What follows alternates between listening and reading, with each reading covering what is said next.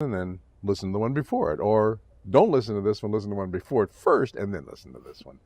All right. One of the things that we said we would talk about is relationship issues and the component of sharing responsibilities, making things even, resentment, and things like that. Now, I want to take the pressure off of you because I know that most people who come on the show don't want to sound like they're shaming or bad-mouthing their partner or just a bitch session. They're not just coming here to bitch about their partner by any means, because that makes it so that the two people don't communicate. I don't want to come on a show where somebody's just going to bitch at me. So that's not what we're doing. So let me take a little bit of pressure off of you and discuss the exact same subject from my perspective and offer some solutions for you on how to address the issue in your relationship. In my relationship, we have a joint account. A couple of years ago, I had a full-time job and everything was fine. Money was flowing in. I can contribute my fair share, equal share into that account. And then I lost that full-time job. It was the job that I had to contribute to the development of the projects that I work on, including He Said, She Said. My ability to put in an equal amount of money into that account diminished tremendously. But my partner picked up the slack and was able to, fortunately, without much discomfort or pain, except for the fact that she believes that a couple should put in equal amounts of money into a joint account. That's pretty much it, 50-50. She believes in the 50-50 ratio in a relationship. I give you 50%, you give 50%. And I believe in the 100% concept, in that I give you all of what I can give, you give all what you can give, and hopefully it's fair. It ends up being fair. So that brings up the issue that you were discussing in the previous podcast about doing a lot of the chores, if not all the chores. Now, you're not saying that because I'm not bitching that I'm doing all the chores. But the fact is, I'd have no problem doing all the chores if I didn't have to pay as much rent. Yes, okay, so there's the rub, that you're putting in your fair share. And so in a 50-50 relationship, once it becomes off-sided, then you feel resentful because you put in 50% of your financial resources, he puts in 50% of his financial resources. That's one subject. But then there are tasks and chores and responsibilities that are in addition to that, like cleaning up the house, cooking the food, doing the laundry. Or you have a partner that just pays for his share and he just gets to enjoy the house. Exactly. And he thinks that since I don't have to work because I get some money from the VA, that I should have to do all of the housework. Okay. And I get that. By the way, I don't want to forget that point because that's an issue that affects me personally. And I am reluctant to share my personal experiences because they can be embarrassing to myself or to my partner. Yeah.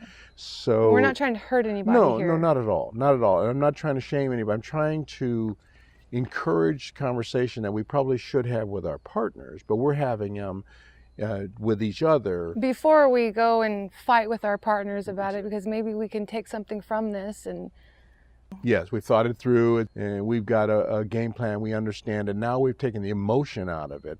You said that you get a check from the VA. In his mind, it's free money to you, so what are you bitching about? Yeah. All right. And I get that because in my relationship, my partner gets a pension. She's retired. So she's already earned that money, and her pension is now free money. She doesn't have to work every day to get that money in. So now she can play, relax, do whatever she wants to do, and that pension comes in. Now that's her money, she earned it.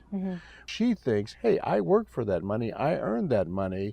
I had no intentions of bringing that money into our relationship and having you spend it on the things that you spend it on, or me supporting you. So I think that I can relate to sort of what he's thinking, in that he thinks that Because he has to get up and go to work every He day. has a job, and he has to go and earn his money. You earned your money a different way. You served in the service. You get money from injury in the service. So he sees it as free money and thinks that, I'm not equal. right, that money you're putting in there doesn't have the same value as his money that he works hard for every day. So doing the laundry, doing the washing. But the thing is he would still go to work if we weren't together. So he's doing that job for himself. That's correct. That's correct. And that's what people need to understand. Everybody needs to step back and realize the facts are you do get your money from a settlement. That's none of his concern how you get your money. If I'm contributing, I'm contributing. You're contributing.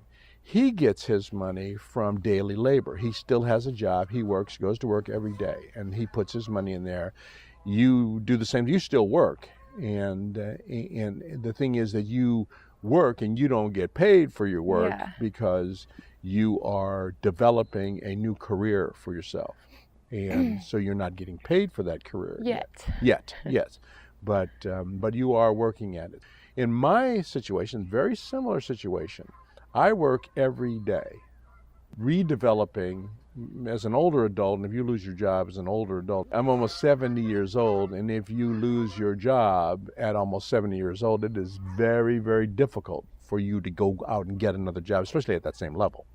Very difficult because you're already beyond retirement age. You invest so much money, time, and energy bringing a manager into a business. Who wants to spend that kind of resource and have that person say, yeah, I decided I just want to go home. I want to not work anymore. And they're gone. So I get that. So I have to reintroduce my previous career and re-ramp up. My income dropped off tremendously, and now I'm building it back up. So I'm not able to contribute financially anywhere near half of what we put into the account. However, she has a resentment toward me because she puts in all of the money that goes into our joint account that we need to live in our joint account. She puts in right now until I get back up to speed. I think that stems from an insecurity. That she might feel like you're not going to be around in the long run, or she's not going to get her money back. That's how I kind of feel when I see my money being spent by him. Like, I'm kind of afraid. Like, you know, I love him, but I don't know where my life's headed. So is this just going to be, I can't. No, and I get it. And that is, thank you for driving us back in that circle. That's where I'm trying to circle back to. You had said originally in the previous podcast that there is a sense of insecurity or unsureness about where you are, where you're going, when you don't have a plan. There's no plan. There's no discussion of anything. So that same unsureness. I mean, maybe someday can only, like, I don't have very many maybe some days. Well, you have less and less. You have plenty. I have plenty, but I mean... You have plenty because you're less than half my age, and I had plenty up until recently, but I have less and less. You do have less and less available to you as time goes on. I mean, I'm 31. If I do want to have another child, I'm not going to have one after I'm 35. Mm-hmm.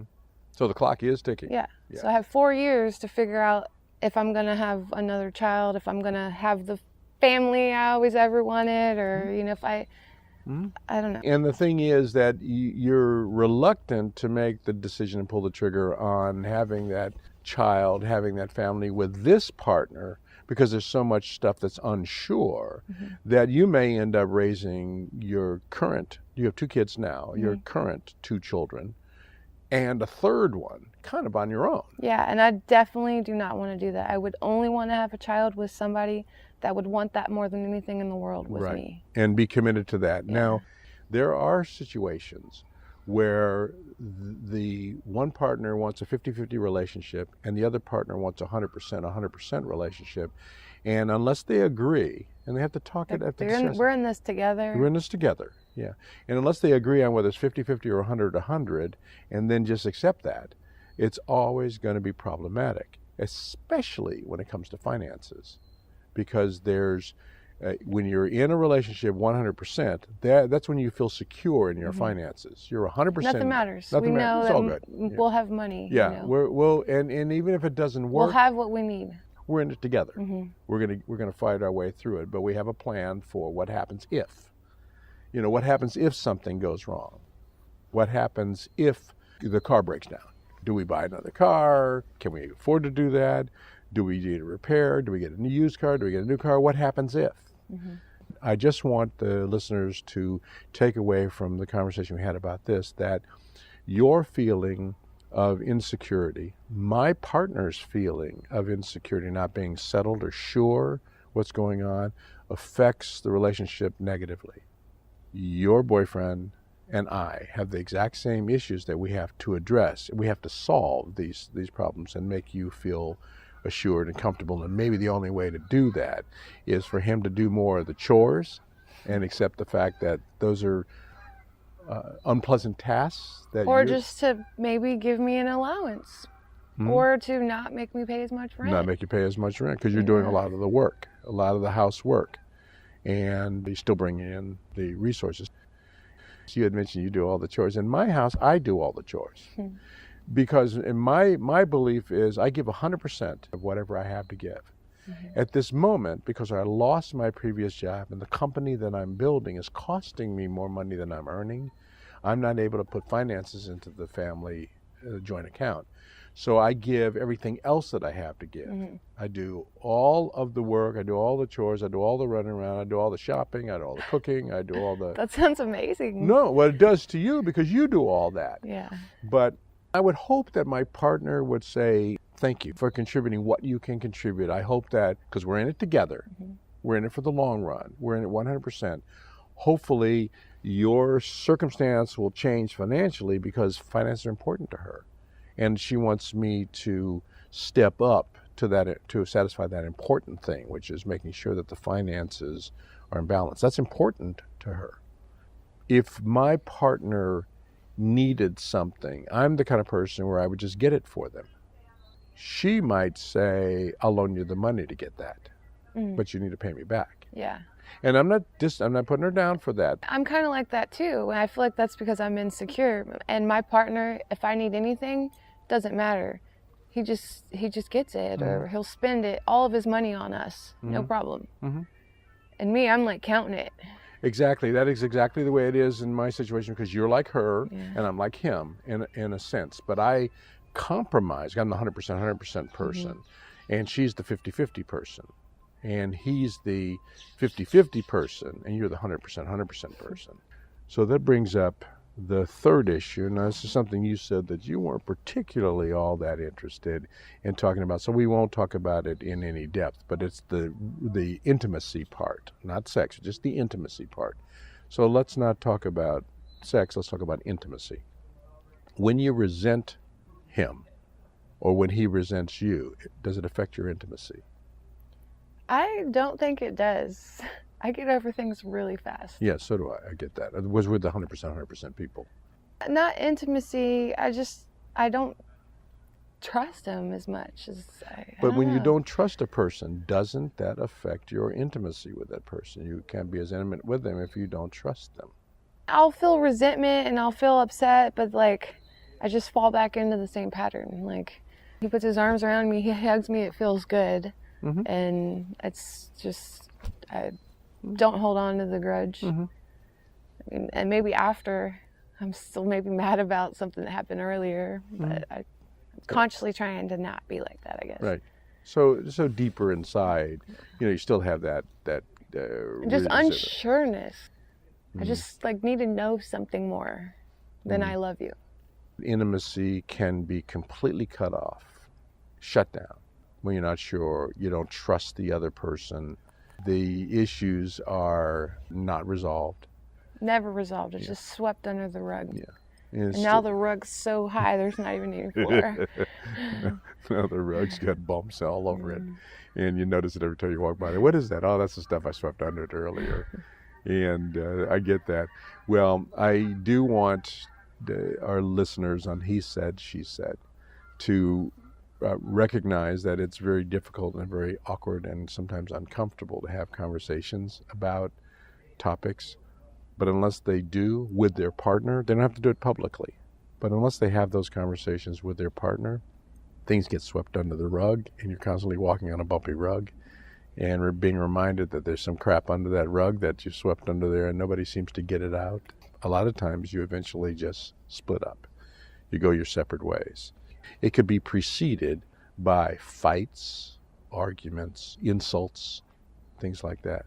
So you could go through a whole thing where the two of you are insulting each other, snapping at each other, not very patient with each other, or actually literally arguing, or even worse than that, fighting, physically fighting, throwing things at each other, yelling and screaming, hitting each other. Depends on your personalities, and I think that you're not the type to engage that way.